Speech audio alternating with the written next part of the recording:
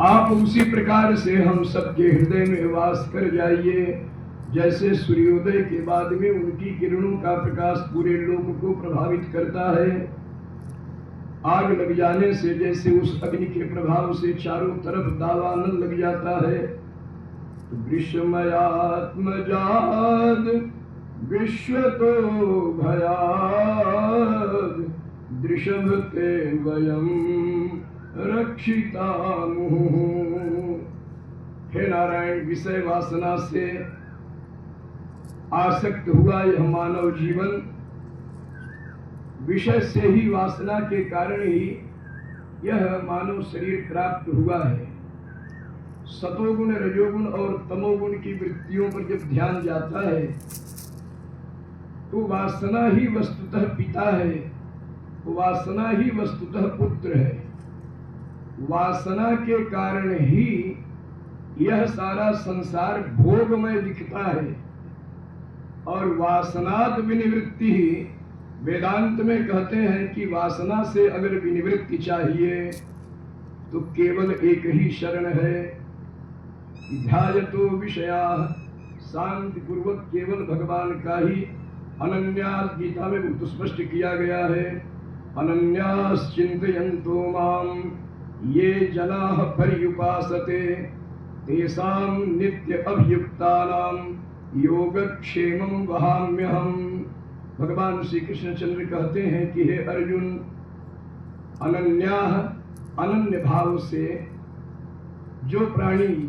माम चिंतयन्तः, तो चिंतयन्तः जो पद है, इस पद में बहुवचनांत पदों का प्रयोग करते हुए माम यह कश्चित जनः चिंतयन्ति, कश्चित जनाः वा चिंतयन्तः, हमारे इस भगवत सत्ता के चरित्र को जो लोग चिंतन करते रहते हैं, किस प्रकार से, तो माम परि उपासतः, परितः शब्द का, परिशब्द का जो प्रयोग है वो व्याकरण शास्त्र में परितः का आशय यह है कि चारों तरफ से, और वेदांत में इसकी व्याख्या करते हैं त्रिकाल बाधितम यत सत्यम तत् सत्यम ही प्रचक्षते, अर्थात वर्तमान कालात् परिच्छिन्न, भविष्य कालात् परिच्छिन्न, भूत कालात् परिच्छिन्न, तावत काल परिच्छिन्नम यावत भगवत सत्तायाः या स्थिति वर्तते तन्नाम त्रयमात्रिकम त्रैकालिकम सत्यम। भगवान ही तीनों काल में सत्य है, वर्तमान में भी सत्य है, भविष्य में भी सत्य होंगे, पहले भी सत्य थे। गोपिकाएं कहते अनन्यास चिंतयन्तो माम ये जनाः पर्युपासते, चारों ओर से संसार से अपने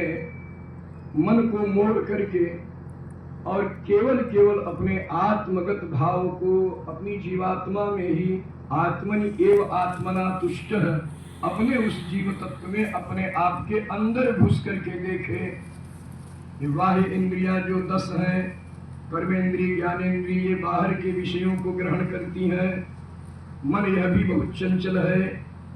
सतोगुण, रजोगुण और तमोगुण की वृत्ति के कारण कभी कभी मन सतोगुणी होता है, तो हमारा मन करता है कि हम खूब बढ़िया भगवान की भक्ति करें, भगवान की कथा